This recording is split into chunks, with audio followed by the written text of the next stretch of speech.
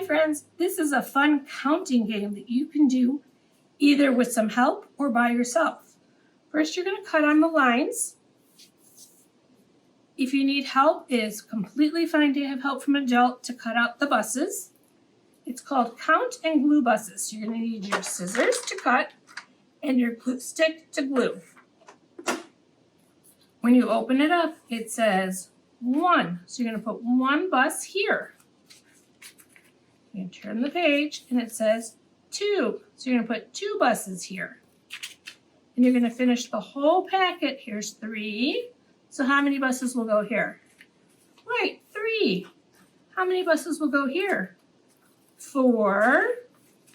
And on this last page it says 5. Nice job counting. So use all your buses. If you'd like, you can decorate them before or after you cut them and glue them on. Have fun with this game. Bye.